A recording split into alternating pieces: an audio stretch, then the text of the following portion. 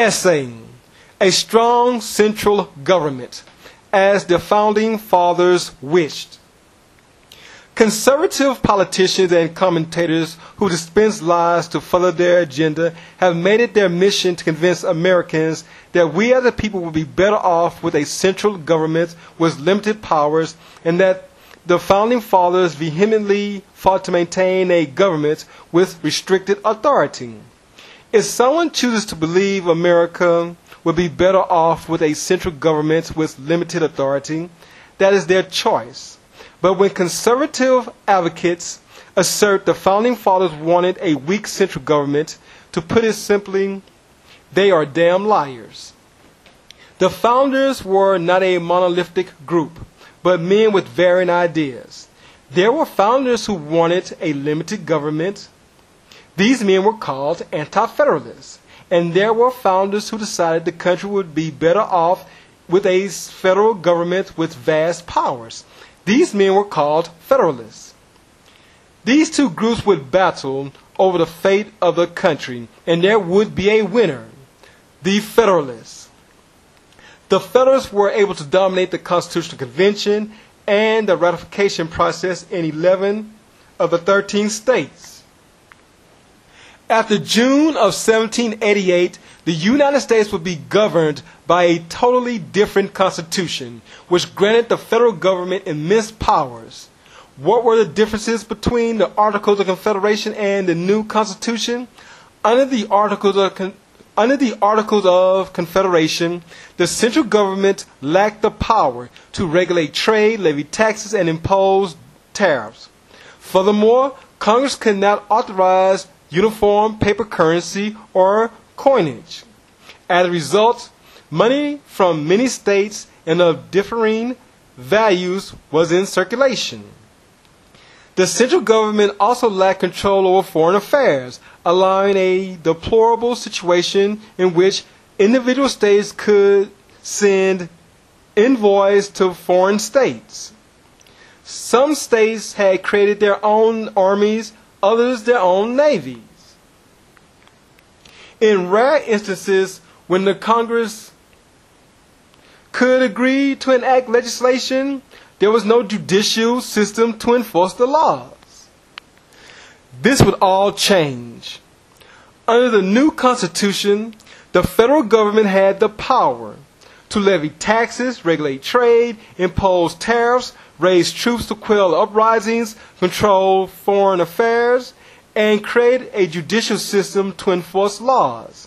It is quite obvious the authority of the federal government was increased at the expense of the state governments. With the powers of the central government amplified, the Washington administration, at the behest of Alexander Hamilton, wasted no time in the creation of the Bank of the United States, which expanded supremacy of the national government. The Supreme Court under John Marshall, a founding father, would add clarity to the role of the federal government and the state governments in key rulings. The Marshall Court made it clear the federal government reigns supreme over all state governments, as the Constitution intended. This was made especially lucid in McCulloch versus Maryland, 1819. To paraphrase Marshall, who delivered the McCulloch decision, no state has a right to supersede the authority of the federal government or impede the progress of another state. Furthermore, no state will be allowed to destroy what has been created by the national government. The federal government shall and will reign supreme because the Constitution gives it the authority. John Marshall could not have been clearer. Well, can it be argued the Bill of Rights limits the federal government's authority? The answer is to a degree. No right is an absolute right, and the national government has always had the authority to take away any right when the President and Congress deem it necessary. Case in point, during the Adams administration, the Alien and Sedition Acts were passed. which limited the right of free speech. In fact, a man was arrested for simply saying he hoped John Adams gets shot in the ass with a cannonball. Keep in mind, the central government can violate habeas corpus, place federal troops in your home, take control over a private industry, and interfere with other rights contained in the first 10 amendments. And it must be understood, a majority of the founding fathers had no problem with the federal government having this authority.